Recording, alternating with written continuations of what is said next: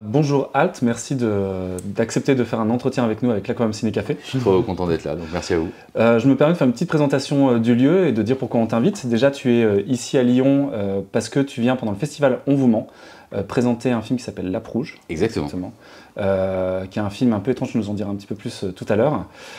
Et du coup, c'est un peu l'occasion pour nous qui sommes un lieu où on accueille toute forme d'image.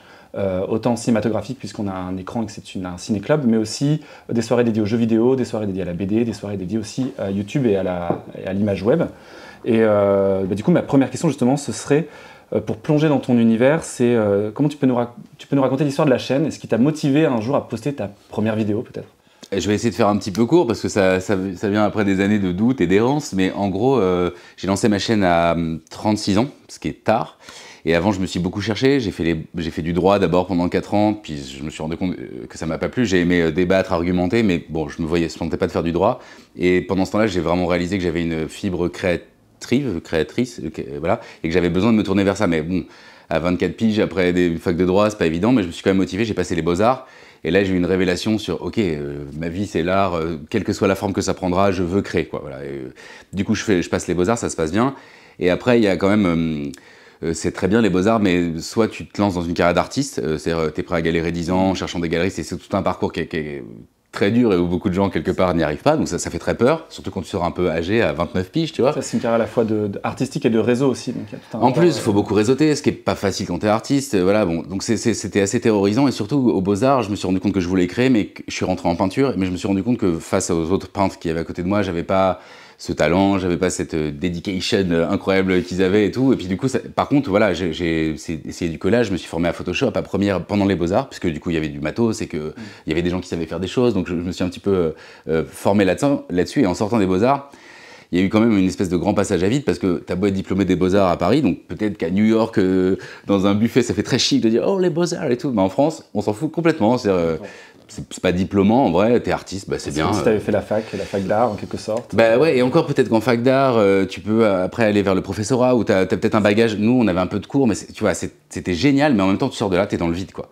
Et là, pendant, voilà, de 29 à 36 ans, je fais des petits boulots, j'essaie de bosser un peu partout, etc. Et puis finalement, je me retrouve dans mon collège où j'étais petit adolescent, parce qu'il y avait une place qui se libérait, et j'avais eu vent, donc j'y vais, et c'était pour bosser dans un CDI. Et je fais ça, et puis comme j'étais diplômé des Beaux-Arts, t'as le droit de suppléer quelques heures en art plastique. Il y a une professeure qui a eu besoin d'un temps, donc j'ai fait aussi 2 ans avec des 4e, 3e, art plastique, mais c'était dans un bahut, c'était avec des jeunes, et moi, ce qui m'intéresse, c'est quand même des thématiques un peu plus adultes, et du coup, j'étais un petit peu frustré là-dessus, même si c'était fascinant d'enseigner à des jeunes. Et puis c'était un enseignement catholique, bon, très sympa, très ouvert et tout, mais avec quand même, voilà, on peut pas, non, faut rester quand même dans des clous. Il y avait aussi un petit peu ça, donc j'étais un peu frustré parce que j'adorais partager, enseigner, recevoir les questionnements des gens et tout, mais en même temps j'étais hyper frustré.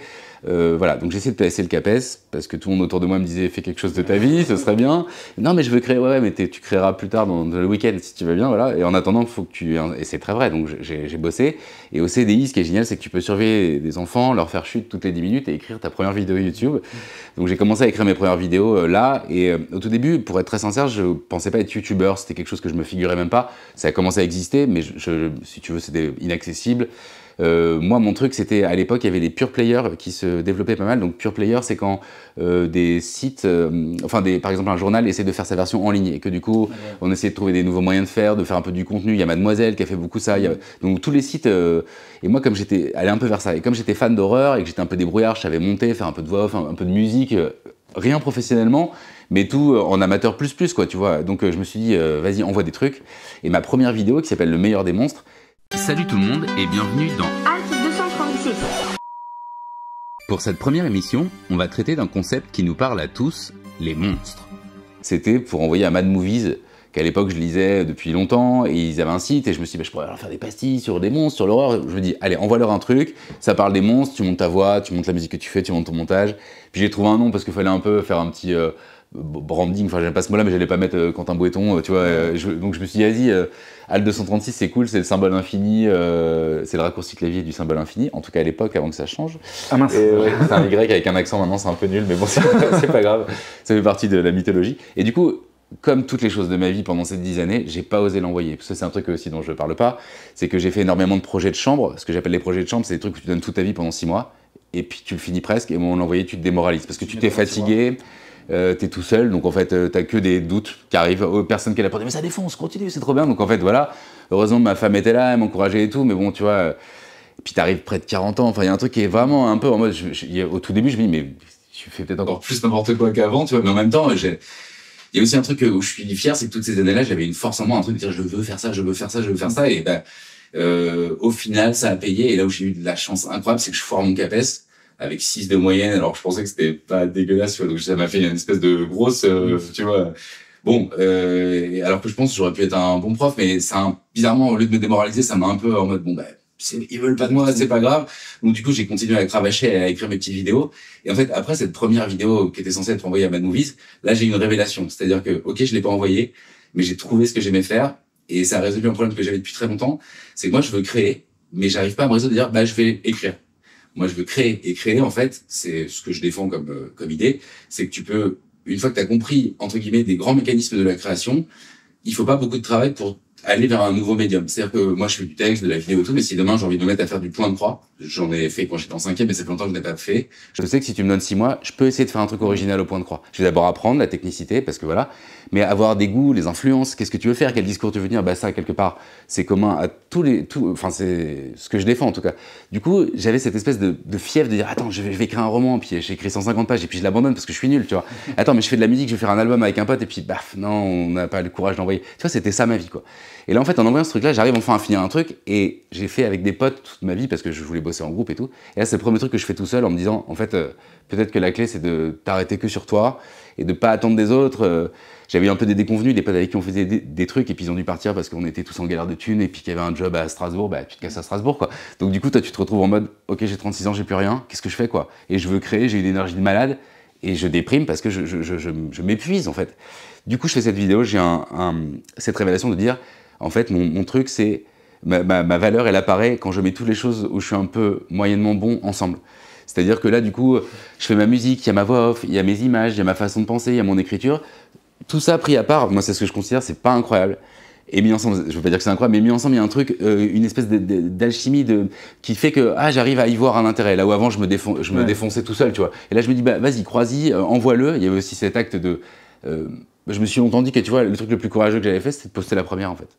Bah, parce qu'après, tu fais que t'améliorer. En fait. Après, on te dit, ça pourrait être mieux. Et puis toi-même, tu le vois. Tu la regardes 2-3 fois, tu fais, oh, pourquoi j'ai fait ça? Oh, le micro, il est pas ouf. Et puis t'as des gens qui s'amènent de plus en plus, qui sont bienveillants, ou des collègues vidéastes qui donnent des conseils parce que du coup, tu commences à exister, en fait. Et en fait, je me dis que le plus dur, c'est d'oser avoir un peu l'outrecuidance, de dire, vas-y, j'ai un truc à dire, j'ai une énergie à proposer, peut-être que des gens pourraient aimer. Quelque part, on pourrait trouver ça mégalo. Il y a une part de ça, oui. Mais en même temps, ça m'a donné une énergie, une envie de... J'avais enfin trouvé ma grammaire, en fait, tu vois, ma façon de m'exprimer, et ça a changé ma vie. Et du coup, si tu veux, toutes ces années, là, emmagasiné une envie de faire, dès l'instant où... Alors, ça n'a pas pris tout de suite, excusez-moi, je pars un peu dans tous les sens, mais tu vois, je revis le truc, et j'ai rarement l'occasion d'en parler. Mais en gros, pendant 1 an, ça marche pas, je suis hyper content, les gens qui commentent ont l'air hyper contents, mais on est 100 abonnés, quoi, tu vois. Et au bout d'1 an, je suis à 900, ce qui est super, mais à 36 ans... avec peut-être un projet d'enfant qui arrive et tout, tu vois, c'est pas un projet de vie, c'est sympa, tu vois, mais c'est pas du tout un projet de vie. Et là, j'ai eu une giga chance, parce que aussi, il y a un truc que j'aimerais dire à tous les gens qui peut-être caressent l'envie de se lancer dans des choses comme ça, c'est qu'il y a le travail, évidemment, mais il y a aussi la chance, il y a aussi déjà les inégalités sociales qui font qu'en fait, tu te rends pas compte, mais tu peux être bien plus favorisé que d'autres pour faire des trucs, donc ça, évidemment, j'en parle pas, c'est évident, mais au-delà même du travail, parce qu'on pourrait dire, à travail égal, bah, tu vas réussir, bah en fait, pas que, les gens qui réussissent travaillent, mais les gens qui réussissent ont eu de la chance. Et la chance, tu peux la provoquer. La chance, ok, c'est pas un truc magique qui arrive de nulle part. Mais moi, j'ai eu Patrick Beau, en gros, qui était axolote, qui était quelqu'un que je suivais, qui était un peu vite fait dans cette branche, un peu de l'émerveillement, des choses comme ça, et qui a eu la gentillesse de faire un tweet en disant est-ce que vous connaissez des chaînes injustement méconnues? Je crois qu'il avait tourné ça comme ça. Moi, je vois même pas le message, tu vois, parce que j'aurais même pas osé partager ma chaîne, tu vois, en mode, tu vois, c'était un peu honte, quoi. Et c'est gentiment des gens qui me suivaient, qu'on partageait, tu vois. J'ai parlé avec Patrick après parce que je l'ai rencontré et c'est là où la chance se confirme. Il m'a dit j'ai eu 1200 réponses j'en ai regardé 150, quoi, tu vois, je peux pas, il y a 2000 chaînes, c'est pas possible, quoi. Donc j'ai fait partie des premiers, tu vois, déjà la première chance. Et après, il a partagé ma chaîne, et si tu veux, le soir même, j'étais à 5000 abonnés, quoi. Donc les chiffres, j'en parle là maintenant, parce qu'à ce moment-là, c'était un truc incroyable. C'est pas du tout pour faire genre, maintenant je suis blasé de ça, c'est juste qu'au bout d'un moment, en fait, les chiffres, ça devient quelque chose de très abstrait, quelque chose d'assez terrorisant. Et c'est très bizarre à dire, moi je suis hyper heureux d'être suivi et qu'il y ait des gens qui regardent les vidéos, mais j'ai jamais ouvert mes statistiques en 7 ans. Et je le ferai jamais. Je n'ai pas du tout envie, j'ai des frissons de le dire tellement ça. Je sais qu'il y a des gens qui se disent, mais ça va pas, mec. En fait, si demain je fais 2 vues, je vais m'inquiéter, je vais dire, ok, il y a un souci, je vais essayer de voir ce que je peux changer. Mais tant que les gens sont là, pour vous dire, il y a une vidéo Elden Ring, elle a fait 1,2 million, l'autre elle a fait 300 000, et ça m'a provoqué, je vous jure, aucune espèce de problème. Le thématique, elle est moins fédératrice, c'est pas un jeu vidéo, les gens ils sont alors aussi contents, et moi je m'éclate. Et je pense que le contrat, il est de s'éclater. Et en vrai, tant qu'il y a des gens, et tant que les gens ont l'air heureux, les vues, tant que c'est pas catastrophique en mode il y a un problème industriel, qu'est-ce que t'as fait comme connerie, ben moi je suis hyper heureux d'avoir le luxe de me dire, ça m'intéresse pas tant que ça, tant que voilà, ça vit et que les gens ont l'air heureux. Donc du coup, au début, c'était pour moi incroyable d'exploser comme ça et d'avoir un truc de confiance où les gens qui suivent Patrick, j'allais dire un peu aveuglément, on a tous une petite partie hyper fidèle qui te suit un peu, dès que tu leur dis de faire un truc, ils vont voir, alors que bon, il y en a d'autres qui sont un peu plus quand ils sont là, tu vois. Mais il m'a, entre guillemets, prêté la partie active, très active de sa commu, qui a fait du bouche à oreille, qui a été voir, et puis qui a trouvé ça cool.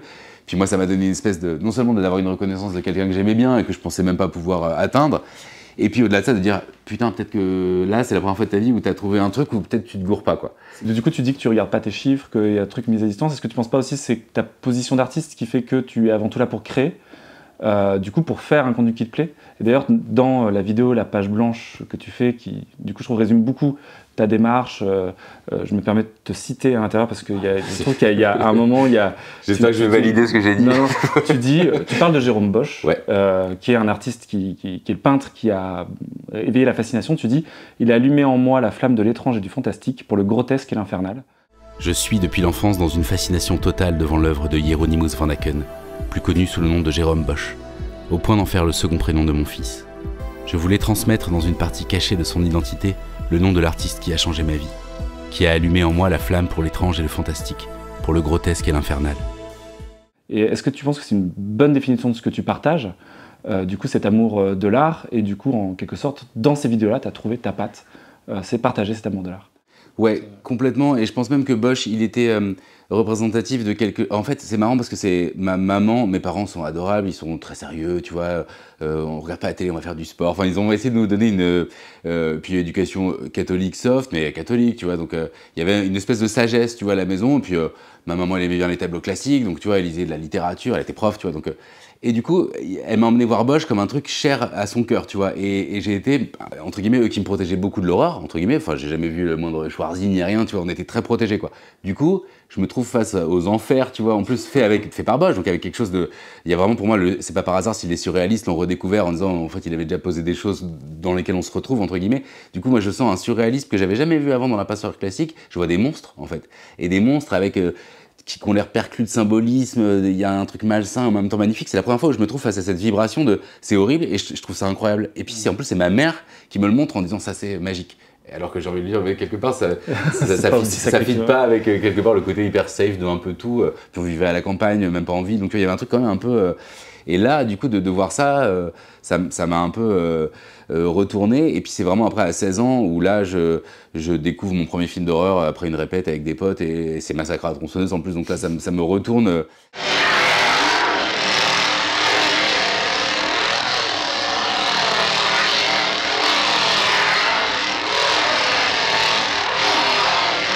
Un peu dans le même esprit de dire c'est atroce. Et en même temps, j'y vois plein de choses qui sont... j'irais pas jusqu'à dire positive, mais en fait j'y vois plein de choses de l'ordre de la création, du discours, de la réflexion, de la société, et puis après du coup je commence à creuser l'horreur, et après c'est un fil que tu tires et qui t'emmène... Mais disons que pour répondre à ta question dans la chaîne, parce que j'aurais pu faire une chaîne d'horreur sur l'actu, critique de films, tu vois, c'est parce qu'en soi je pourrais faire ça, j'adorerais, c'est juste que j'avais peut-être plus envie de défendre un truc plus... encore plus en recul, qui serait de dire j'aime l'horreur, mais j'ai pas l'impression d'être quelqu'un de malsain ou qui aime bien voir des trucs glauques. En fait, j'y vois une forme de lumière, ce qui est bizarre. Et du coup, j'aimerais creuser cette question et peut-être, à travers des œuvres, vous montrer pourquoi est-ce que ce qui vous rebuterait peut-être au départ, Parce que j'avais souvent constaté, tu vois, vis-à-vis de l'horreur, soit c'est nul, soit c'est pour les gosses, soit c'est un truc déviant, un peu. Enfin, tu vois, il y avait un truc. Alors que pour autant, moi, je constatais, et puis plein de gens autour de moi, que il y a des œuvres incroyables, il y a des réals incroyables, il y a des acteurs, des discours, enfin, du coup, cette espèce de dissonance de dire c'est pas vraiment considéré, et en même temps, toi, t'y vois quelque chose en plus d'un peu underground, puisque comme c'est pas encore balisé par entre guillemets dans le grand public, donc tu peux encore aller chercher des trucs, il y a encore plein de surprises, il y a des trucs subversifs, il y en a aussi dans le vrai cinéma, mais disons que moi j'avais envie d'aller dans un terrain où je sentais qu'il y avait des choses un peu à défricher, c'est ça le truc, et me dire je vais aller parler d'Antonioni, c'est impossible, tu vois, je suis personne, je me sens pas du tout... Alors que l'horreur, il y avait un truc plus invitant, où tu peux parler à la fois de la technique, des effets spéciaux, et puis c'est, je trouve, un milieu, et quand je dis film d'horreur, c'est un peu réducteur, c'est pas juste les monstres et les tueurs, c'est tous les films déviants. La Montagne Sacrée, pour moi, c'est un film d'horreur, tu vois ce que je veux dire? Oui, complètement, qui part... Tu vois, alors que bon, c'est pas de l'horreur, mais pour moi, il y a des choses dedans, il y a des vraies scènes d'horreur, il y a des scènes magnifiques, il y a des scènes drôles, il y a des scènes hallucinant, enfin, c'est presque de la hallucination. C'est plutôt, voilà, pour mettre le doigt en fait sur le mot, et je l'utilise une fois par vidéo, donc c'est pas un grand mystère, c'est vraiment la fascination. Et la fascination, pour moi, elle répond à deux choses, à la fois un rejet, mais une espèce de magnétisme qui t'empêche de t'en départir. Et tout l'objet de ma chaîne, c'est d'essayer d'aller dire, ok, pourquoi je suis fasciné, je vais essayer de mettre des mots dessus, mes mots dessus, et j'espère que ça résonnera avec vous. Mais le but est absolument pas de dire j'ai compris cette œuvre, je vais vous l'expliquer. Enfin, ce serait la pire chose. Et je pense qu'aussi, c'est un truc que j'avais pas conscience au début, mais qui est devenu conscient et que je chéris maintenant, c'est que dans ma chaîne, je suis absolument pas un vulgarisateur. Enfin, moi, je me vois pas du tout comme ça. J'espère qu'il y a des gens que je vais ouvrir à l'art, donc en ça peut-être, mais à aucun moment, j'ai une peur ultime, parce que ça m'est déjà arrivé une ou deux fois, c'est de dire un truc, et en fait, c'est pas exact, parce qu'il y a des gens qui travaillent dessus, qui sont sérieux dessus, et moi j'ai beaucoup de respect pour les chercheurs, pour les gens, et du coup, je veux surtout pas me mettre en sachant, etc. Ce que je fais, moi, c'est de partager mes émotions, et les émotions, personne ne peut me les enlever, elles sont à moi. Tu peux dire, je ressens pas les mêmes, tiens, c'est marrant, je vois pas ça comme ça, mais c'est intéressant. Et du coup, dans mes commentaires, j'ai que des gens qui sont eux aussi dans l'interrogation de leurs propres sentiments, ou qui vont réagir au mien, mais jamais, vraiment, on m'a dit, oh, tu dis de la merde, ou...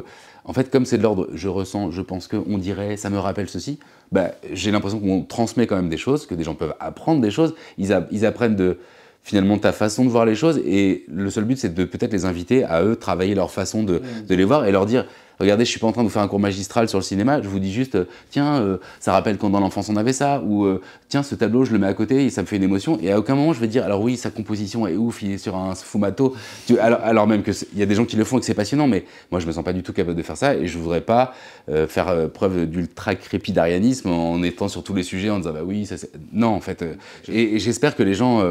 ressentent bien la chaîne comme un partage de sentiments et de visions, et pas du tout comme un endroit, tu vois, docte qui viendrait te donner la vérité sur telle ou telle chose. Et moi, j'aime énormément ton analogie avec la bibliothèque de Babel, parce que je considère que si je me suis intéressé à ce domaine de l'art, c'est parce que je sais qu'il est infini, qu'en 10 vies, t'as pas le temps de faire le tour du jardin, et que c'est quelque chose qui est de l'ordre... Enfin, j'irais même plus loin.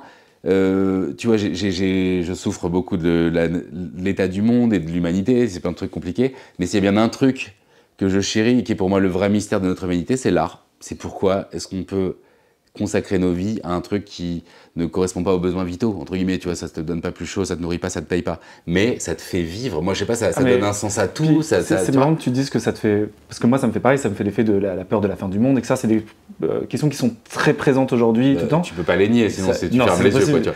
Mais justement, je trouve que toutes ces œuvres que tu partages te donnent des armes face à ces peurs-là. Tu trouves ? Explique, alors peut-être pas des armes, mais en tout cas...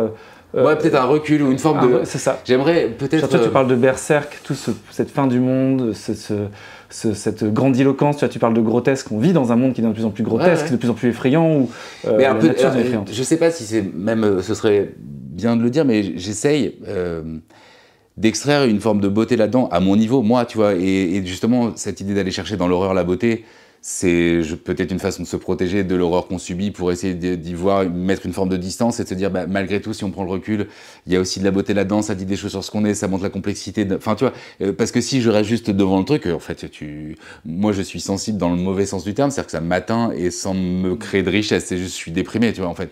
Du coup, je m'enfuis dans le boulot et je me dis, purée, il y a quand même ce truc magique là, c'est ce mystère, alors même qu'on pourrait tellement croire que notre existence n'a pas de sens sinon que de se détruire. Enfin, parfois, je peux... C'est bête, faut pas le dire comme ça, mais parfois je peux avoir cette espèce de biais qui me fait dire mais c'est trop dur. Et en même temps, l'art, il vient me repêcher en disant, mais regarde, il y a quand même ce truc qui sublime tout. Et de fascination, qui est une matière qui nous permet de tout mettre à distance, de parfois interroger, de s'améliorer aussi. On le voit pas parce que ça se fait sur des dizaines d'années, mais l'art influe sur les mentalités, sur les esthétiques, sur ce qu'on accepte ou pas. Enfin, je pense qu'il a une fonction quand même politique, du coup, pour le coup, qui est pas du tout immédiate et qui est de l'ordre de choses indicibles qui vont agir sur ta sensibilité. Et en fait, ta sensibilité, elle va quand même au bout du bout, influer sur ton bulletin de vote, sur comment tu te comportes avec les gens, sur ce que tu attends du monde. Enfin, tu vois, je mets 1000 guillemets avec ça, hein, soyons bien clairs, mais je vois, moi, dans l'art et en tout cas dans la création, pour moi, une vraie soupape qui me permet de rester la tête hors de l'eau et d'y voir malgré tout et d'avoir envie de partager et de rester un peu optimiste malgré tout, tu vois, parce que sinon, en fait, tu lâches prise et moi, je veux pas lâcher prise. Et dernière chose, on parlait de la chance tout à l'heure, je me sens extrêmement chanceux de pouvoir être à cette place où je poste des trucs et les gens les regardent, tu vois. Ouais.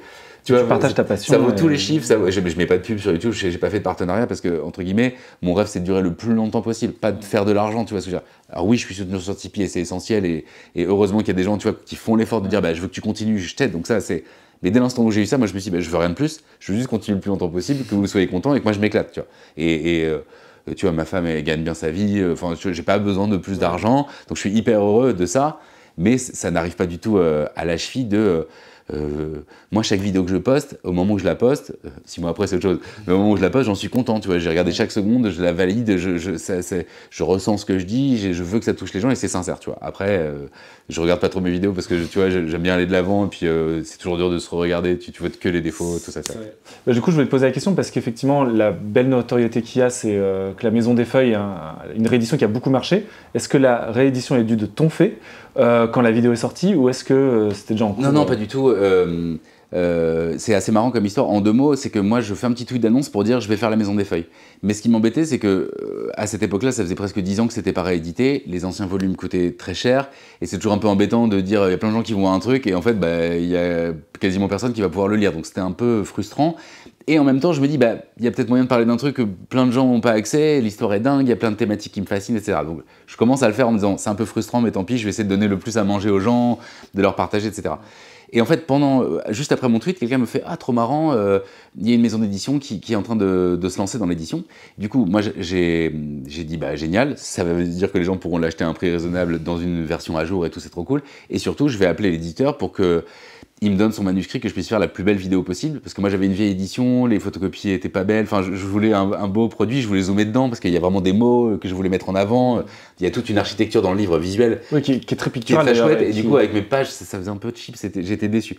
Du coup je l'appelle, je lui dis pas d'argent ni rien, je voudrais juste que vous m'envoyiez le truc, et puis moi j'espère que la vidéo elle pourra aider à votre bouquin, tant mieux, parce que c'est un super bouquin, c'est génial que vous le rééditiez. Et ce qui est assez beau, c'est que lui, c'est ce qu'on appelle un rêve d'éditeur, c'est-à-dire qu'il était libraire il y a 15 ans, et donc il vendait des livres aux gens et il avait la Maison des Feuilles et c'était c'est le livre que comme dans les vidéoclubs on dit vous avez un film, alors tu leur partages ton film de cœur, tu vois, lui c'était vraiment la Maison des Feuilles, il adorait, il passait un quart d'heure à le vendre aux gens, tu vois, et 15 ans après il se retrouve avec les droits, quoi. Donc c'est dingo quand t'as un rêve d'éditeur, c'est vraiment un truc où lui rêvait de le faire, c'était pas un truc opportuniste du tout, c'est dur à éditer, c'est dur à vendre parce que c'est un bouquin assez illisible, hein, tu vois, quand même dans l'esprit, et du coup je sais que du coup la vidéo elle a dû faire que des gens l'ont acheté et tant mieux, donc ça a aidé à ça et moi je suis très content parce qu'au fond je me vois pas du tout comme influenceur et je t'avoue que je déteste ce terme parce que je trouve qu'il est hyper connoté et puis c'est plein de trucs que j'aime pas, mais par contre si moi ma seule influence pourrait être de dire qu'en France des trucs bizarres se vendent et que j'ai pu aider à ma petite façon à faire ça, tant mieux, tu vois. Et plus conseiller comme tu étais dans un CDI, d'avoir cette place de celui qui conseille, du bibliothécaire. Ouais, sauf que là les élèves ils sont sur le web, ils sont plus nombreux et puis ils sont plus adultes et puis on peut parler de plus de choses et tout.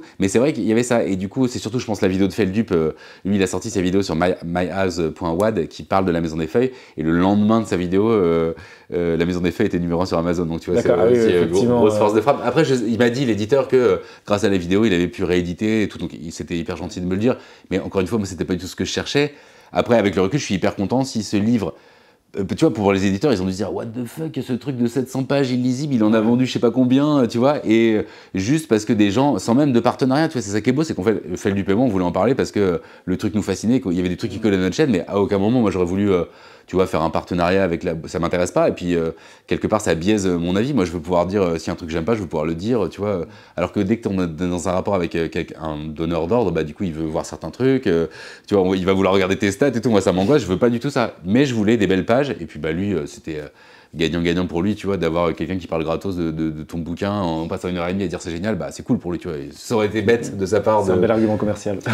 Non, ouais, mais, enfin, malgré après pour moi c'était ma façon de l'approcher en disant un peu, bah, moi je vais donner tout mon cœur pour dire que c'est génial, ça sera peut-être bien pour vous, est-ce qu'en échange je voulais bien, et puis il a eu l'intelligence de dire oui, très intelligent de sa part, bien voilà, sûr. tu vois, ça aurait été, je sais pas, j'aurais pas trop compris. Et d'ailleurs, tu me disais avant que c'était, avant qu'on interview, que c'était du coup effectivement l'un des seuls romans dont t'as fait, sur lequel tu as fait une vidéo.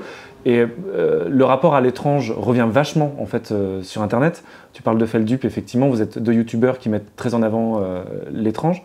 Est-ce que tu arrives à expliquer ce retour, cette envie pour le public, surtout jeune, de se confronter à l'étrange? Ah bah, moi je pense qu'il y a un truc de mitridatisation. Alors je sais pas si c'est vrai, j'espère que l'anecdote est vraie, mais c'est l'empereur Mithridate qui vivait dans la peur de se faire empoisonner et qui du coup prenait un peu de poison tous les jours dans son thé pour se dire le jour où je serai empoisonné, mon corps va pouvoir tanker. Alors il s'est fait poignarder malheureusement, a priori, mais il y a cette idée de dire je vais manger un peu du mal pour faire face au mal qui rôde, quoi, tu vois, comme si, un peu comme un vaccin, quoi. Et je pense que dans une certaine mesure, il y a un petit peu de ça, si on se confronte autant à l'horreur.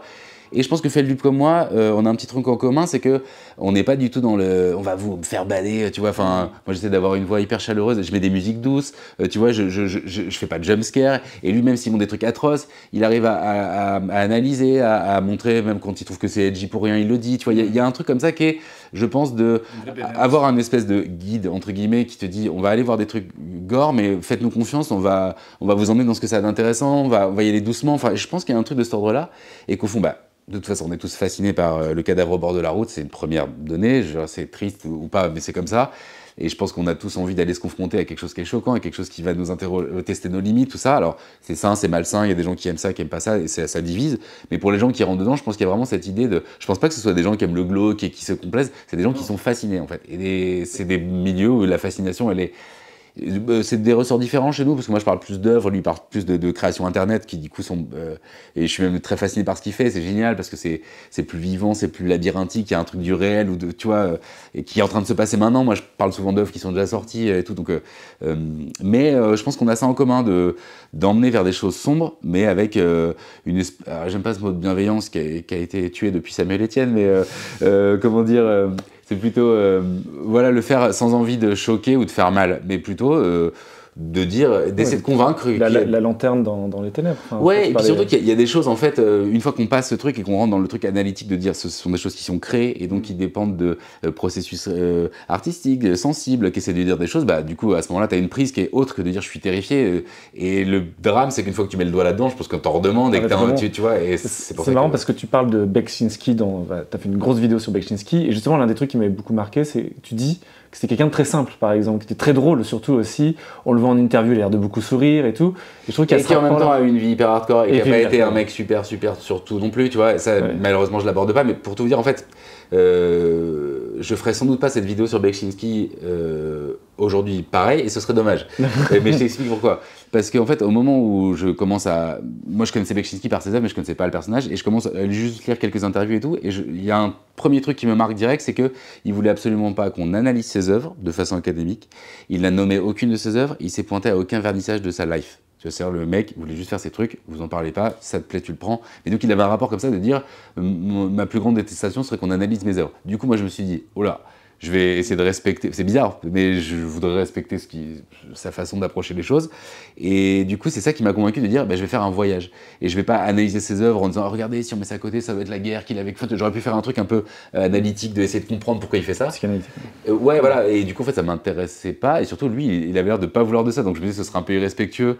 Et donc je me suis dit, en fait, essaie de plutôt témoigner toi. Donc quoi t'as emmené ces peintures, qu'est-ce que tu vois toi, essaie d'agencer ça dans un voyage un peu poétique. Dans cette vaste zone reposent des mastodontes de pierre qui attendent en silence on ne sait trop quoi. Majestueux et effrayant, Ils tutoient le ciel dans un hurlement d'orgue.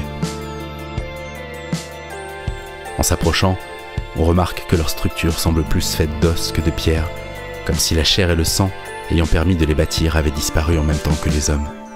Je sais pas de parler de sa vie, de pourquoi est-ce qu'il aurait fait... Quelque part, je voulais pas... rentrer dedans. Déjà parce que je m'en sens pas capable et que c'est un travail d'historien de l'art et que, tu vois, ça suppose des années d'études et que j'ai pas du tout eu ce travail et je le respecte beaucoup. Et aussi parce que faut aussi parfois assumer que l'art, il peut être abordé par d'autres biais que l'analytique, mais aussi par la sensation, par le voyage, par je vous montre ces trucs et puis... Et en fait, je pense que beaucoup de gens ont été touchés par ça et quelque part, j'ai pas encore réussi. J'aimerais bien en refaire des comme ça, mais j'ai pas encore réussi à en refaire une parce que quelque part, ça m'a été imposé. Et je suis pas du tout, je crois pas aux esprits ni rien, mais pendant cette vie-là, c'est une des rares fois où j'ai eu l'impression de l'avoir un peu dans mon dos. Enfin, c'est un peu bizarre parce que c'est pas du tout le cas, mais tu traites de son truc, c'est un mec qui est pas assez connu par rapport à ce qu'il fait, tu vois, il y a eu un peu une injustice, il a été buté par des gars qui sont venus chourer, décédés chez lui, il y a un truc tragique, tu vois, dans sa vie, alors que il y a des giggers qui ont un peu plus, même si c'est pas facile pour Giger, il y a des gens comme ça qui ont plus popé, et surtout, dernière chose qui me rendait fou, c'est de voir son influence dans la création d'aujourd'hui, quelque part un peu invisibilisée, parce que c'est juste les artistes qui connaissent, c'est une influence un peu deep, tu vois, du Beksinski, c'est polonais, tu vois, mais pour le grand public, il y avait un truc de dire, mais en fait, et quand tu vois qu'il y a eu 6 jeux vidéo dessus là, dans les 3 dernières années, ça dit quelque chose, tu vois. Clairement, parce qu'on le retrouve dans beaucoup d'autres vidéos sur lesquelles tu fais, sur toute la série de From Software, les jeux From Software, où tu te rends compte que tous les artistes dont tu parles, finalement, sont très interconnectés. Et alors là, tu touches à un autre sujet, qui est ce que moi je surnomme le fil des ténèbres, c'est le dialogue invisible qu'il y a entre tous ces artistes. Clive Barker, il discute avec Bosch, et Giger discute avec Lovecraft, et en fait, sauf que ça se fait via des œuvres, et ça se fait via des trucs intégrés qui sont même plus tellement conscients, mais en fait, c'est pas par hasard si Giger appelle un de ces trucs Necronomicon. Alors, enfin, tu vois, il y a... puis j'ai vu un petit extrait plus tard de Clive Barker qui est dans un magasin puis qui voit le Necronomicon, il fait ça c'est fou ça, tu vois. Et du coup, je me dis, c'est marrant, je les aime tous et eux-mêmes ils ont l'air de s'aimer alors même qu'ils ne sont pas été des mêmes, tu vois. Et un jour, j'aimerais bien faire une vidéo sur qu'est-ce qui allie un peu tout cet art qui, aujourd'hui peut-être avec Internet, en fait, il y a beaucoup de frontières qui ont été abolies. Voilà, mais tu vois, Giger n'a jamais eu sa place dans un livre d'art ou dans un musée un peu académique, tu vois ce que je veux dire. Il a fait du film, c'est pas de l'art, tu vois. Il fait de l'aérographe, c'est pour peindre des voitures, tu vois. C'est vraiment ça, tu vois, le concret du truc. Donc, non pas que je prétende remettre Beksinski à une place où il mériterait, mais je me suis dit, il y a un vrai sens de le faire. Il y a un truc qui est beau et ça n'a pas loupé. J'ai été trop touché. Il y a plein de gens, mais des centaines et des centaines et des centaines de commentaires. Je ne connaissais pas ce mec, c'est devenu mon artiste préféré. J'ai vu ce truc plein de fois. Alors, c'est à mettre avec des guillemets, à diviser par 2 si tu veux et tout, mais je peux très bien comprendre quand tu te prends je connais pas Beksinski à 400 œuvres de Beksinski pendant 1 heure, avec en plus moi qui mets des belles musiques, qui essaie de t'emmener dans un truc. Enfin, je peux comprendre que tu te prennes une espèce tu vois, soit tu passes à côté, ça te parle pas, c'est trop sombre, soit je pense que t'as une espèce d'épiphanie, tu vois, tu fais mais c'est fou comment je suis passé à côté de ce gars, tu vois. Et je pense que ça fait comme l'effet de quand tu te balades dans un musée et on tombe sur ta chaîne, on tombe sur cette vidéo et c'est le tableau qui est au bout du couloir quand tu tournes à droite d'un coup, qui est là d'un coup, qui... Ou tu bloques. Oula, putain, qu'est-ce que c'est que ce truc, je l'ai pas vu ailleurs. Si la chaîne pouvait faire ça, je serais très heureux, tu vois, mais c'est gentil en tout cas. Mais c'était en tout cas l'intention sur cette vidéo. Et pour les autres, comme je te disais tout à l'heure, vraiment, je me vois pas du tout comme un vulgarisateur. Je serais peut-être plus vulgarisateur si j'avais fait des études d'histoire de l'art, que j'étais ultra calé en pigments, en machin. Là, je pourrais avoir un discours. Et il y a des gens qui le font tellement bien. Aller voir un Palette sur Arte ou des gens comme ça, c'est virtuose, tu vois. Et t'expliquent les symboliques, mais ils ont lu des bouquins par centaines. Tu vois, moi, j'ai pas du tout cette prétention-là. Mais pour autant, c'est pas pour ça qu'on n'a pas le droit d'en parler et inviter les gens à aller vers ça, tu vois. Et le thème d'éclaireur te plairait pas c'est trop. Non, mais tu vois, c'est peut-être mon non-ego mal placé, mais j'ai beaucoup de mal avec me donner, tu vois, des qualificatifs comme ça. Et je me vis comme ça. Et encore, éclaireur, ça veut dire personne connaît, moi j'ai la vérité, je vais vous emmener, vous allez voir ce qui est bien. Je me vis pas comme ça. Par contre, le fait est que plein de gens qui connaissent pas ces trucs-là me témoignent, grâce à toi, j'ai découvert ça. Donc, de fait, je pense que pour des gens, peut-être je suis ça. Mais je m'assume pas comme ça. Par contre, tu mets un doigt sur un truc qui est très intéressant dans ma façon de faire. C'est que tu remarqueras le champ lexical que j'utilise le plus pour parler de choses qui ne sont pas géographiques, c'est le vocabulaire de l'exploration. Et vraiment de l'exploration Indiana Jones, quoi. C'est-à-dire que souvent je parle d'obscurité, de lumière, de découverte, de zone d'ombre. Enfin, tu vois, il y a tout un truc de éclairer un truc, tu vois. Et ça, là, pour le coup, éclaireur, ce thème, il me parle beaucoup plus dans le sens de mettre de la lumière sur un truc qui, toi, te donne envie de dire des choses. Après que les gens s'y retrouvent, c'est très bien. Mais ce serait trop prétentieux de dire attendez, moi je vais vous emmener dans les trucs. Vous savez pas encore. Tu vois. Avant d'être éclaireur, peut-être explorateur. Voilà, explorateur, ça me parle de ouf. Et après, quand j'écris, j'ai à cœur de dire je parle à des gens. Et ça, c'est là peut-être qu'effectivement, il y a un mécanisme qui se fait de comment je le dis. Il y a une narration, c'est comment je vais gérer mon entonnoir pour les prendre comme ça de loin et faire attendez, je vais vous emmener de plus en plus deep dans un truc où si j'avais commencé par ça, jamais tu serais pas resté parce que c'est. Donc il y a aussi ce truc, pas de maïeutique, mais de comment je glisse vers le truc. Et puis voilà, les mots, c'est fantastique. Tu vois, il y a un truc le français pour ça est assez ouf. Tu as 10 mots pour dire un truc. Et puis tu vois, tu peux être vraiment précis, poétique, parfois un peu technique et tout. Enfin, du coup, voilà, si je suis un explorateur qui ne parle que des choses qui le fascinent lui. Si je parle d'un truc, c'est que tu peux être sûr que ça m'a vraiment occupé pendant 3 mois et que sinon je me lance pas dans une vidéo parce que je sais que ça va être nul. Enfin, je sais que je vais m'y perdre moi, que je vais me fatiguer, que je vais douter et qu'il y a des chances que ça se voit que c'est un peu douloureux. Donc si je parle d'un truc, c'est que ça me fascine et c'est souvent des trucs que je découvre ou redécouvre pendant l'écriture. Tu vois, je me base pas sur des trucs géniaux d'il y a 10 ans. Tu vois, j'ai besoin de revivre des trucs parce que c'est à ce moment-là que je note sur mon drive tout ce qui me passe par la tête et que je construis mon texte à partir de ça. Donc c'est vraiment un explorateur. Et ce que je trouve trop cool pour finir là-dessus, c'est que tu vois, j'ai un peu le sentiment que notre génération, alors ça veut rien dire génération parce qu'on en a 5 en même temps là, mais notre temps là, nous, là où nos parents avaient peut-être des promesses, tu vois, on allait dans l'espace, il y avait des grandes aventures. Tu vois, c'est quoi la grande aventure de nous là, tu vois, là maintenant, on va pas aller vivre dans l'espace de notre vivant, c'est sûr. La paix dans le monde, ça a l'air mal barré. Tu vois, y a la médecine, le cancer, c'est pas réglé. Tu vois, c'est quoi les voitures volantes? C'est pas pour tout de suite. Enfin, si Elon Musk, mais tu vois, c'est triste tout. Tu vois, il y a tout un plein de trucs. En fait, il y a une espèce de désillusion. Et souvent, je me suis dit, c'est quoi notre grande aventure? Et en fait, je pense que notre grande aventure, c'est le virtuel et c'est l'art, en fait. C'est-à-dire que moi, je vois vraiment l'art comme un territoire, une zone où tout est permis. Là où tu vois tous les autres champs de compétences, soit tu es spécialiste, soit tu te tais, en fait, tu vois, ou alors tu poses des questions. Mais je veux dire, l'art, c'est le seul truc où tout le monde a le droit de venir et dire, moi, je ressens ça. Pas dire c'est ça, mais je ressens ça. Et du coup, moi, je suis comme un gamin ici, j'ai l'impression qu'il y a des passerelles à faire qui sont pas encore faites. Il y a tout un langage, une façon de voir les choses qui peuvent être amenées et tout. Je parle sur YouTube et à ma petite échelle, tu vois, mais moi, j'ai l'impression de faire un truc où, et je me gourre peut-être, mais j'ai l'impression de créer mon petit truc, tu vois. Et même si je me gourre, même si je me berce d'illusions, moi, sans ça, j'arriverais pas à le faire, tu vois. J'ai besoin de me dire, ah, tu t'excites toi-même. C'est très bizarre à dire comme ça, mais moi, j'ai besoin que ce que je fais m'excite. Et je pense que c'est le meilleur moyen pour que les gens ressentent ça et peut-être puissent rentrer dans le train avec toi, tu vois, parce que on sent qu'il... Et puis le fait de ne pas faire de partenariat, c'est aussi une façon de dire je fais ça, je parle de trucs que je veux et j'ai pas de marque qui vient me... Tu vois, c'est aussi une façon de bien mettre ça clairement. Et de ce que je reçois des gens, ils ont l'air d'apprécier ça, tu vois.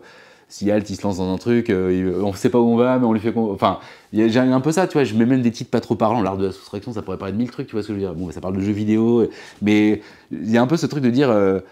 et c'est un grand luxe pour un youtubeur où il faut toujours un peu se brander. Moi, je me suis appelé Infini pour dire, vous savez pas où on va aller. Et demain, si j'ai envie de parler d'un week-end à la campagne où ça passe un truc de ouf, je pense que personne me dira rien. Tu vois, j'ai parlé de mes souvenirs d'enfance, on m'a rien dit. J'ai parlé d'un manga, d'un truc. Alors que plein d'autres gens, quand tu t'appelles, je sais pas, les films de Durandal, bah, c'est compliqué de parler de jeux vidéo, t'es obligé de te justifier. Moi, j'ai pas ça, quoi. Ce qu'il a fait finalement, mais au bout de 15 ans. Ce qu'il a fait, et puis tu vois, 15 ans de chaîne, quoi. Et donc tu vois, c'est le seul un peu truc intelligent que j'ai eu en créant la chaîne, c'est à pas m'enfermer dans un nom restrictif, tu vois.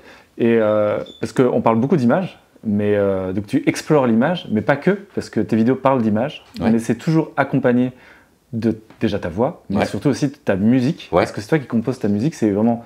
Ça fait partie de l'identité de ta chaîne.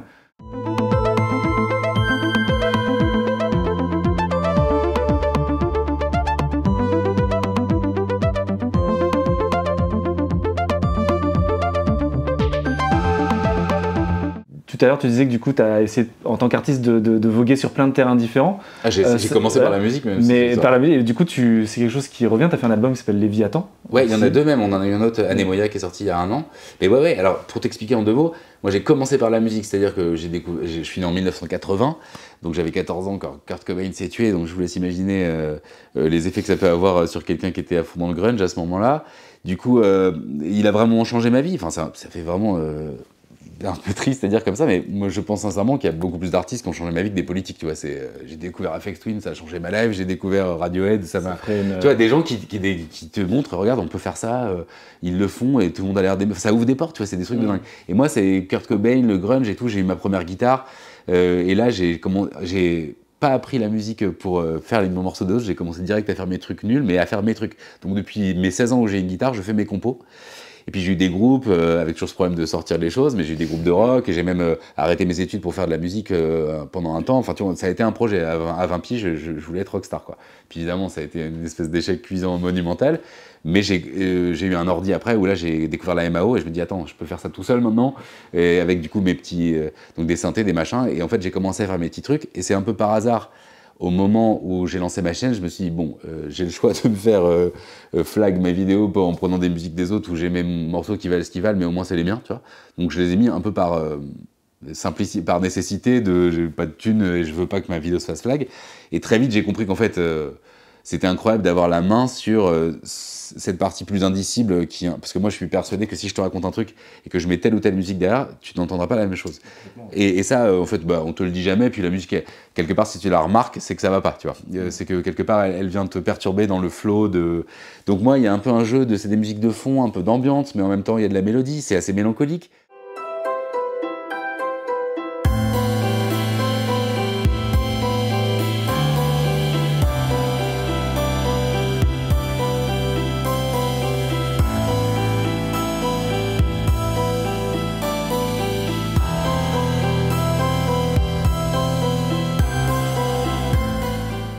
C'est un peu sombre et en même temps un peu plein d'espoir. Enfin, et ce qui est très ouf, c'est que tout ce que j'essaie de communiquer par le texte, ou par les œuvres dont je parle, etc., j'ai l'impression de dire exactement la même chose dans la musique. Simplement, je ne saurais pas te dire comment, pourquoi, mais par exemple, j'ai fait une vidéo sur Blame, j'ai écrit 6 morceaux, parce que souvent, je fais ma vidéo et j'essaie de... Je peux pas composer des nouveaux morceaux à chaque fois, ça me prend un temps fou, et chose que les gens ne savent pas, pour un morceau qui sort, il y en a 8 qui vont à la poubelle et qui sont nuls, tu vois, et voilà, et je sais pas écrire ni composer la musique, donc à chaque fois c'est un peu réessayer de zéro, et voire même je dirais que le défaut c'est que je fais quasiment toujours le même morceau, tu vois, que je remets sur la table mais avec d'autres approches, tu vois, et c'est juste que voilà, avoir la main là-dessus, ça a été un truc qui pour moi, comme tu dis, a fait l'identité de la chaîne, donc je pense qu'il y a des gens qui...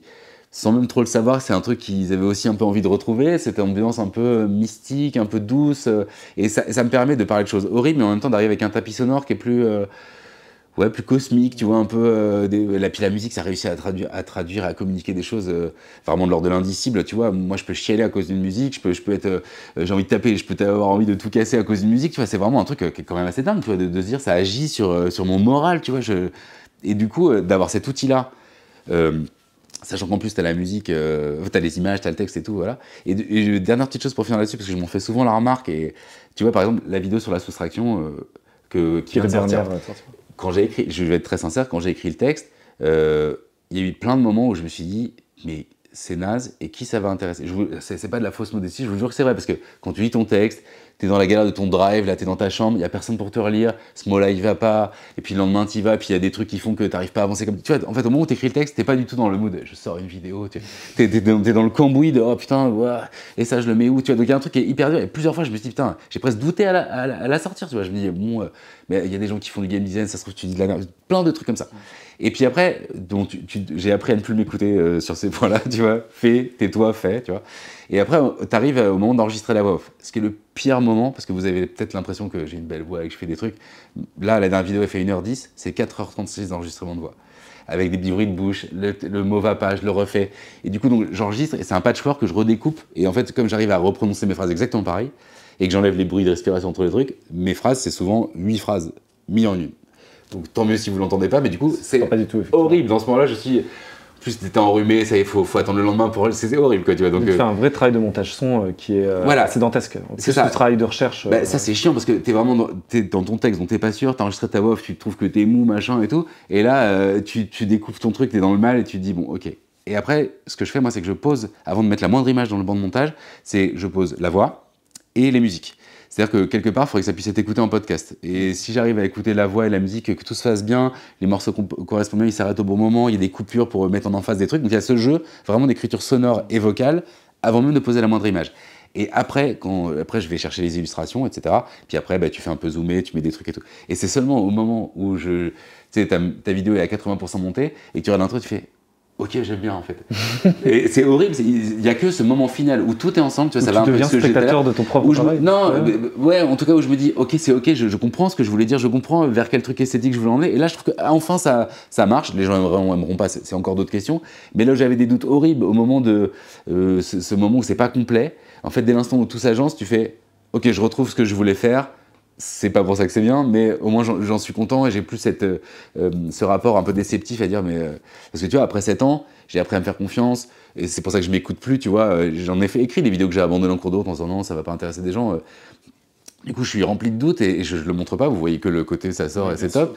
Mais voilà, et après 7 ans, comme je le disais, même si j'ai appris à me faire confiance et que il y a eu plein de moments où j'avais des doutes, les gens ils te rassurent, et puis t'es beaucoup accompagné, soutenu. J'ai une vraie chance, donc faut aussi écouter les gens. Faut pas être dans son petit ego de dire ah non, je suis nul. Non, t'as des centaines de personnes qui depuis 7 ans te disent ça défonce, merci à toi. Soit sache aussi prendre un peu de bonheur, soit sache être digne de leur gentillesse, tu vois. Et puis écoute-toi, en fait, t'es peut-être pas le meilleur juge sur ta qualité intrinsèque, tu vois. Et puis sans doute que les gens te suivent parce qu'ils ont envie de découvrir ce que tu découvres toi aussi. Ouais, donc, et puis peut-être qu'ils avaient un truc chez moi que moi je mesure pas en fait, tu vois, et qui vient de aussi se faire confiance, de laisser sortir des choses de toi et tout. Et c'est pas facile, surtout sur internet, surtout et c'est normal, aujourd'hui le moins de faux pas, on peut t'attraper un peu en disant tu dis de la merde et puis peut-être même t'es nocif dans ce que tu dis en voulant faire bien, mais en fait t'as une audience, t'as des gens qui t'écoutent, t'as un peu une responsabilité, donc moi je me prends grave la tête à non pas de dire des trucs qui pourraient blesser parce que c'est pas vraiment le truc dans lequel je vais, et encore, les œuvres que je traite c'est souvent des thématiques compliquées, dures, ça peut parler de mort, ça peut parler de trucs, et ça je fais hyper gaffe à, tu sais pas qui reçoit, tu sais pas quels sont leurs contextes, donc j'y passe pas des milliers d'années, mais j'ai quand même à cœur de dire ça va être reçu par des gens, fais pas n'importe quoi, sois bien sûr de ce que tu dis, assume-le, et puis s'il faut le défendre, tu pourras expliquer. Donc il y a quand même une vraie truc, je suis pas là en train de faire oh c'est beau, c'est cool. Tu vois, j'ai bien conscience de ça. Donc au bout de 7 ans, tu as plus de doutes, tu as plus de responsabilités, mais en même temps, tu as aussi ce truc un peu de savoir faire la paix avec soi-même, de dire écoute, ça marche. À un moment, fais-toi confiance. Tu vois. Moi toutes ces années où j'ai pas envoyé des trucs, c'est parce que j'ai réussi à me savonner la planche tout seul. Et je m'en veux parce que, conseil à donner aux gens, si vous voulez pas faire l'erreur que j'ai faite, allez voir les gens, il faut accepter de se prendre des vents. Et la leçon de vie, je l'ai compris avec les années, pourquoi j'ai pas osé envoyer des choses pendant toutes ces années? Parce que je pense, et je l'ai vraiment identifié, mais quand je l'ai compris, j'ai fait putain, mais évidemment que c'est ça, j'avais peur qu'on me dise, c'est pas pour toi, arrête. Tu vois, que quelqu'un de pro me dise, mec, arrête de... Tu vois, et du coup, je me suis bercé dans, si, j'y arriverai. Mais en prenant jamais le risque que quelqu'un te dise, là, ça va pas. Alors que si j'avais eu l'intelligence de me dire, vas-y, tu vas te prendre un giga avant, mais il va te donner 2 conseils bons. Ou elle va te donner un collègue qui pourrait peut-être plus... Et tu vois, j'aurais gagné tellement d'années, j'en suis sûr. J'aurais été faire la petite main dans une boîte, puis j'aurais appris des trucs avec quelqu'un qui est plus doué, puis peut-être j'aurais fait mon truc. J'aurais sans doute gagné des années. Mais en même temps, je serais pas arrivé à cette anomalie qui est AL 236. Donc il a fallu tout ça pour en arriver là, donc je regrette pas. Mais s'il y a des gens qui veulent pas attendre 36 ans avant que peut-être il y ait des choses qui se passent, et peut-être qu'ils identifient plutôt que ça se trouve, ils sont pas faits pour ça. Pas hésiter, dès l'instant où tu as des choses un peu que tu penses qu'il y a moyen de... Bah vas-y, va te frotter au truc. Mais en te disant, je me protège de ouf pour... c'est pas pour ça que je suis nul. Mais tu vois, moi j'ai vraiment eu trop peur. Comme j'avais eu aucune formation professionnalisante, tu vois, j'ai eu les Beaux-Arts, mais les Beaux-Arts, je faisais mes trucs, mais j'ai même pas appris à peindre aux Beaux-Arts. Aux Beaux-Arts, personne te dit, voilà comment on tient un pinceau. Oui, on te dit, t'as un atelier pendant 5 ans, fais ce que tu veux, crée. Tu vois. Et puis on t'apprend un peu à avoir du discours, on va te dire, va voir tel artiste, ça va t'intéresser. Mais c'est tout. C'est-à-dire, je sais même pas peindre au bout de 5 ans de Beaux-Arts, tu vois. Ouais. Enfin, j'ai fait mes peintures, mais je ne sais pas peindre. J'aime bien que ce soit la leçon que tu dises, parce que c'est comme si tu avais appris la leçon des auteurs. Donc tu partages le travail et partages la connaissance, parce que beaucoup d'auteurs ont une reconnaissance assez tardive aussi. Ont travaillé longtemps, ont connu beaucoup d'échecs. Tu vois, pour reprendre Bekchinski, il a fait de la photo et il a pris la peinture assez tardivement. Ouais. Alors, en tout cas, moi, ce que j'ai identifié très tôt, c'est que la valeur de quelqu'un n'est pas corrélée à son succès. Dans les deux sens. Il y a des gens qui font des trucs nazes, ça cartonne, mais c'est parce que ça a résonné chez les gens, et donc c'est pas si naze que ça, peut-être. Et deuxièmement, c'est pas parce que tu fais un truc excellent, il y a peut-être des choses à côté desquelles tu passes à côté, peut-être que tu sais pas parler de ton travail, peut-être que t'as pas eu le courage de le montrer là, peut-être que c'est pas au bon endroit que tu l'as montré, tu vois. Donc en fait, dès l'instant où tu te détends un peu en disant, ça se trouve, tu fais des trucs bien, mais en fait, t'as pas encore trouvé ton truc. T'as pas eu le courage de faire si t'as pas encore débloqué tel palier qui va vraiment t'aider à prendre conscience du truc, tu vois. Et ça, en fait, malheureusement, moi, je l'ai appris the hard way, comme on dit, à savoir passer des années dans mon trou à y croire, et puis à lutter contre la dépression, parce qu'au bout d'un moment, en fait, t'es tout seul.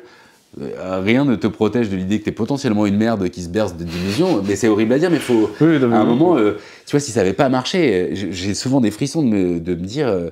purée, et si ce moment où, sans capes, là où tu t'es dit vas-y j'y vais, si ça avait foiré de ouf, bon, bah, j'aurais fait autre chose, et puis j'aurais peut-être été heureux, j'ai la chance d'être amoureux, d'être bien entouré et tout machin.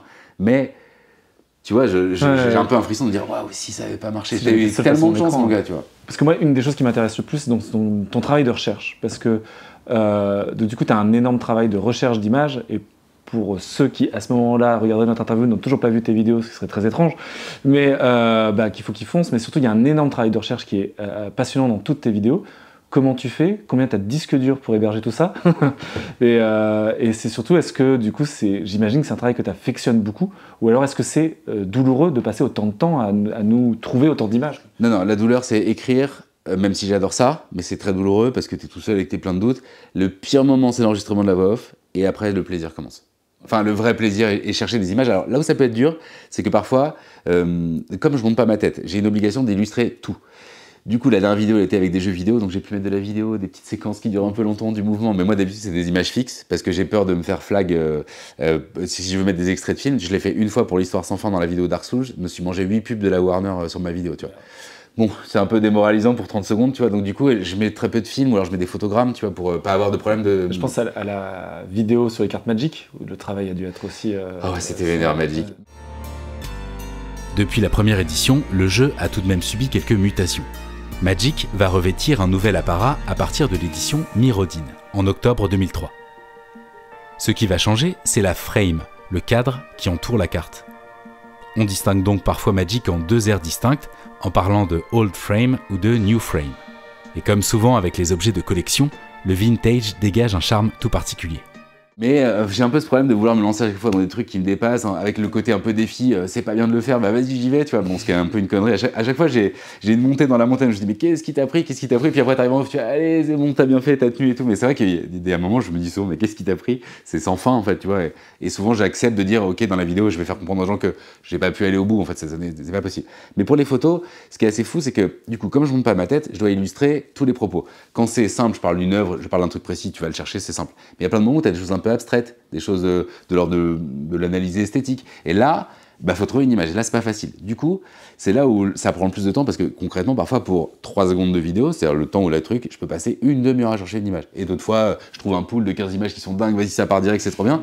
Mais en fait, il y a vraiment des moments où, en une après-midi, j'ai trouvé 6 images, tu vois. Mais elles défoncent. Parce que quand t'arrives, moi, je cherche des images souvent dans des types d'illustrations, par exemple 70-80, ce qu'on appelle aujourd'hui le rétro sci-fi art, où là, il y avait toute une espèce des couvertures de livres peints, des trucs étranges où on mélangeait la SF et la fantasy, tu vois, il y avait tout un truc un peu fou.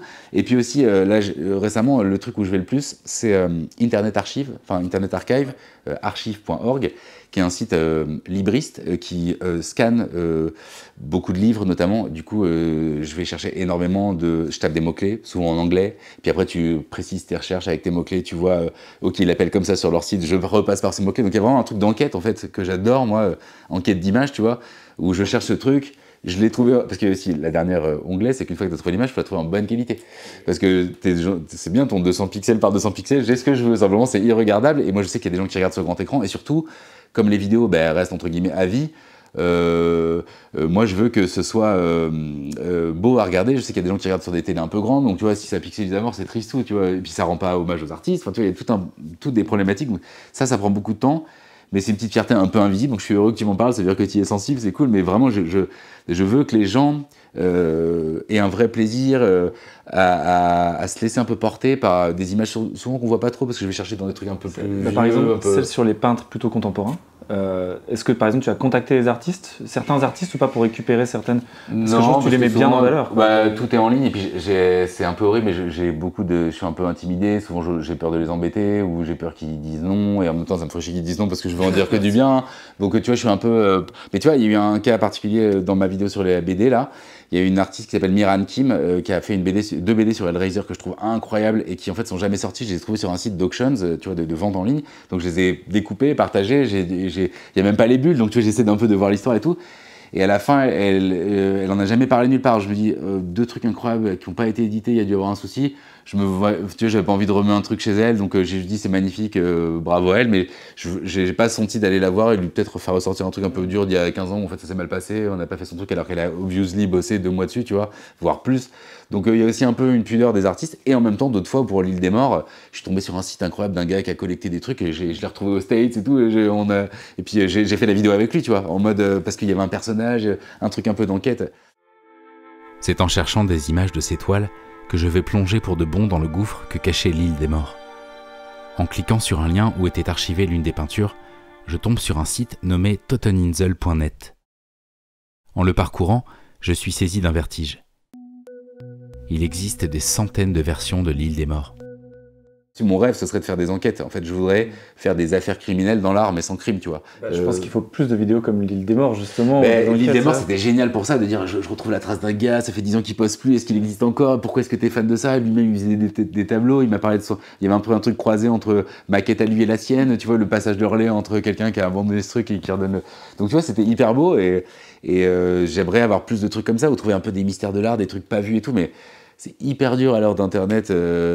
où tu as un Reddit surtout, de trouver des choses qui n'ont pas déjà été poncées. Et j'avoue que j'ai un peu de mal à me dire, je parle d'un sujet où en fait ça a déjà été fait à donf aux States hyper bien. Et du coup, c'est un peu égotique pour le coup, mais j'ai envie d'avoir le sentiment de faire mon truc, tu vois. Du coup, c'est très bizarre, mais j'ai honte de le dire, mais je ne lis rien. C'est-à-dire que si je parle d'un sujet, tu peux être sûr que j'ai lu aucun livre dessus. Donc je passe très probablement à côté de trucs très sérieux, mais aussi... Je veux aller chercher mes trucs et parler juste de mon rapport aux choses, non pas de ce qu'ils sont, mais de mon rapport aux choses. Ta sensibilité. Et ça, personne ne va m'attraper la veste en me disant « Ouais, tu dis ce que tu penses ». Bah oui, je suis là pour ça, tu vois. Finalement, tu vois, par un autre terme aussi, on a l'impression un peu que en repensant aussi à la vidéo sur les peintres, une sorte de galeriste qui viendrait poser dans une espèce de galerie numérique géante de choses qui le passionnent. En tout cas, moi j'avais plus le terme de musée virtuel, mais en vrai, parce que galerie, il y aurait l'idée de vendre et de mettre en avant, puis toi je te prends pas et tout. Mais par contre, l'idée d'un musée virtuel et de créer un espace immatériel dans lequel je vais mettre ensemble une expo qui n'existe nulle part ailleurs, virtuellement, parce que j'y mets, regardez tout ça ensemble et ça existe, vous pouvez revenir quand vous voulez. Mais du coup, j'imagine que tu as, comme tu dis, ce complexe de créateur, de vouloir aussi toi découvrir de la découverte, de présenter des choses qui du coup ne sont pas connues par tous C'est vrai que tu es toujours un peu content quand tu arrives après 3 mois d'absence de dire je vous montre un truc et si ça se trouve plein de gens... Enfin, moi mon rêve c'est quand je dis je vais vous parler d'un truc que beaucoup de gens vont découvrir. Parler d'un truc, tu vois, parler de Berserk, sachant qu'il y a des milliers de fans, j'étais plus dans la transpiration de dire faut pas que je dise une connerie, chose que j'ai faite d'ailleurs. Mais tu vois, voilà, c'est un vrai questionnement que j'ai de essayer de trouver quelque chose qui est pas trop vu, ou en tout cas où je vais pas avoir un angle qui peut amener un petit truc. Et en même temps, pas dire de conneries, et en même temps, c'est assez impossible de trouver des choses qui n'ont pas déjà été un peu balisées. Donc, moi, c'est plutôt en mettant des choses à côté, qui ont déjà été analysées, mais les mettre à côté, ça n'a pas été fait, tu vois. Où je vais traiter là où quelqu'un va traiter d'un comics, moi j'en ai traité 200 dans ma BD en disant, regardez, je vous fais un espèce d'univers, de galerie, musée virtuel, où je vais passer par plein de trucs à travers mon filtre et tout. Donc, au fond, ça donne un truc un peu différent, mais en vrai, t'as raison, c'est qu'un digest commenté de choses que j'aime. Donc là, tu vas nous présenter un film, quand même, oui. Est-ce que tu peux nous en dire quelques mots sans forcément nous en dire plus, comme ça, même les gens qui ne seront pas à la séance et qui voient la vidéo auraient envie de le voir. Non, alors pour vous dire, ce qui est cool, c'est que c'est un film que j'ai pas vu depuis 25 ans, parce qu'il est totalement introuvable, et que c'est Nico qui est, je sais pas comment il fait, mais lui, déjà il connaît tout, même les trucs les plus improbables, et puis surtout il avait déjà vu, première personne au monde que je rencontre à avoir vu ce film. C'était passé il y a 20-25 ans, à une émission de Jacques Perrin qui s'appelle La 25e heure.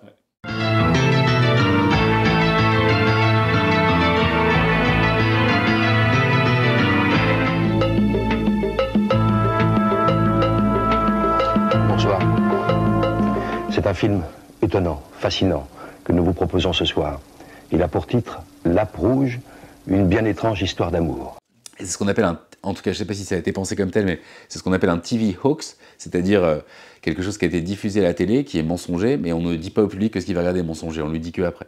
Et donc du coup, moi c'est mes parents qui avaient vu ça un soir, ils avaient enregistré, je ne sais pas pourquoi, parce qu'il y avait dû avoir 3T dans Télérama, tu vois, ils l'ont enregistré, et ils ont adoré, c'était leur premier documentaire, je pense, tu vois, et puis ils se sont fait souffler par le truc, et le lendemain, ils nous attendent à la maison, faut qu'on vous montre un truc, chose que mes parents avaient jamais fait, tu vois, il y avait un truc un peu marrant ils ont l'air excités, qu'est-ce qu'il faut le montrer, et puis en gros, ça ressemble à un épisode de striptease, pour vous donner un peu la couleur, sauf que le truc est assez improbable, et puis ça va un peu dans le tragique, enfin c'est très très bizarro, c'est un peu une rareté, et puis même Nico a réussi à recontacter le réal qui était presque surpris qu'on lui reparle de ce truc, il est aux Pays-Bas, donc c'était un peu génial de pouvoir le montrer. C'est vraiment un truc très improbable, dur à voir, et qui est, voilà, si vous aimez striptease et ce genre un peu de truc de caméra posée qui quelque part saisit juste ce qui se passe dans un contexte très bizarre, et c'est vraiment génial. Et en fait, j'ai aussi un peu du fantasme vis-à-vis de ce truc que j'ai vu il y a très longtemps. Là, je vais le revoir, puis le montrer à des gens, donc je trouve trop cool qu'un festoche comme ça,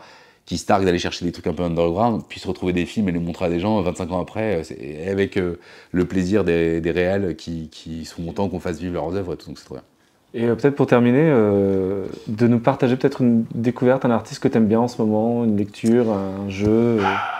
J'aime plein de trucs, plein de gens.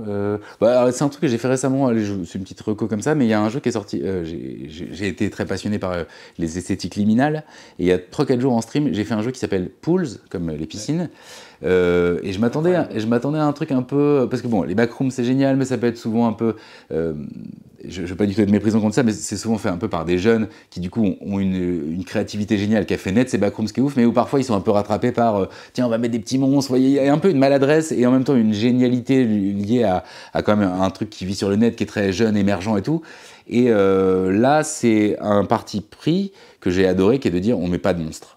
Et les backrooms, il y a un peu de monstres, mais je trouve que c'est un truc qui est presque en trop. Ils auraient dû garder juste la terreur architecturale, qui est pour moi ce que ramène de façon assez novatrice ce truc. Et là, dans le jeu, il y a de la suggestion, c'est assez horrifique dans le setup, mais il n'y a aucun monstre. Donc, tous les gens qui ont peur des jumpscares et tout, allez-y. Par contre, vous allez vous prendre une dose de vertige, de malaise, uniquement juste avec des piscines et du carrelage. Et c'est assez fou, donc ça se fait en 3 heures. Et j'ai passé mon jeu à me dire, mais purée, c'est beaucoup mieux que ce que je pensais. Ils ont tout compris. Et il y a des petites maladresses, puis c'est un walking sim, c'est-à-dire tu fais que marcher, il n'y a rien à faire, donc en soi, la question de jeu pourrait presque se discuter, tu vois. Mais par contre, c'est génial, et en termes d'esthétique, en termes de sentiments et tout, je vous invite à le faire, il coûte 7 balles, donc c'est vraiment abordable. Et je me suis pris une bonne claque, alors même que je m'attendais à être très vite déçu par, bon, allez, c'est un peu tarte à la crème, on va capitaliser sur les backrooms, et en fait, non. C'est fait avec une totale compréhension de la puissance et du malaise esthétique qui se trouve dedans. Juste pour vous donner une image à un moment, et après je finirai là-dessus, c'est que tu es dans un labyrinthe et en fait tu rentres dans une salle, tu vois 3 portes, et à chaque fois que tu regardes à travers une porte, tu vois qu'il y a 3 portes dans la salle d'après, donc tu vois, tu es débordé par le fait de dire j'arrête pas de me perdre, je loupe plein de trucs et tout machin. Puis à un moment, tu te trouves très vite à être une espèce de le jouet du lieu où tu vas où tu peux en espérant que ça donne quelque chose. Et à un moment, je tourne comme ça et je vois un trou sur le sol avec une échelle qui dépasse de 10 cm. C'est comme si une échelle partait dans le trou, dans les ténèbres.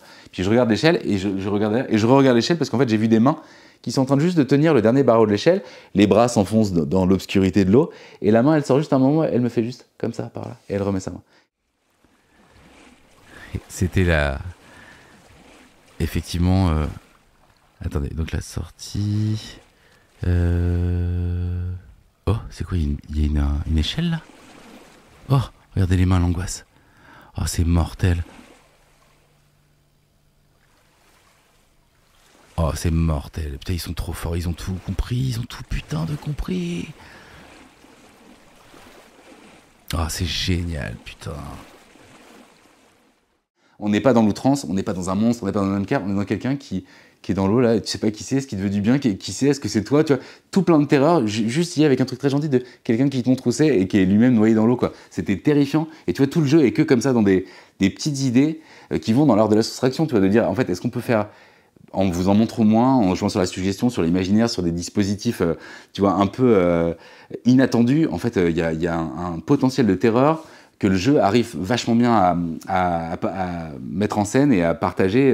Donc voilà, si vous aimez un peu les univers liminaux et que vous voulez un truc où vous êtes plus impliqué, je trouve que c'est peut-être la meilleure expérience en termes de jeu avec Kane Pixel en termes de film, quoi. C'est vraiment les deux trucs que je partagerai aux gens qui veulent un peu découvrir ça, mais par un biais vraiment qualitatif et super bien écrit. Tout, quoi. Trop bien. Voilà. Merci, c'était très chouette d'échanger avec toi sur toutes les questions, et on aurait 1000 questions forcément, mais on trouvera les réponses, ou en tout cas ces réponses dans les vidéos de ta chaîne, et de découvrir d'autres œuvres grâce à toi. Et avec plaisir. Merci beaucoup, c'est cool.